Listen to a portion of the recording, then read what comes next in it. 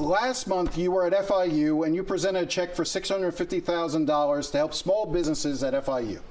But you voted against the bill that gave the money that you then signed a check for and handed and had a photo op, the Consolidated Appropriations Act of 2023, right?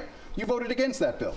Right now, you have to give me more details, but I do know that every time I have an opportunity to bring money to my constituents, I do so. I just did $400,000. But look, but you voted against the Chips and Science Act, right? Listen, right now I need to ask my staff. But what do we look at the $40 million that I have brought to this community? Aren't you proud of me? Aren't you proud of the $40 million that I brought? But how aren't you much? proud that I wrote the Dignity Act? Haven't I? Let's talk about the Americas Act. Wait a second. Let me 1 second. Tell me.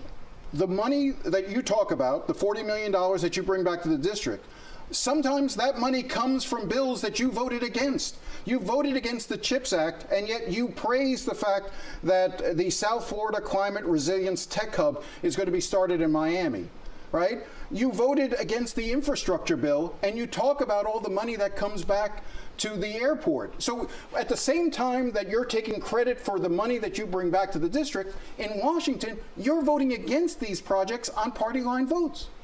Listen, that was, I think, last cycle. I cannot really remember right now, but let's look at the Americas Act, which is what I'm going to, which is so what I would like. You don't want to explain why you vote really against cannot, things. I mean, right now, and I'm not trying to be a politician, there's so many bills that I've introduced that I know that many of them these are bills that you voted against. That I understand. But it's, okay, sometimes I vote and sometimes I don't. But let's look at the positive. Let's look at the $40 million that I've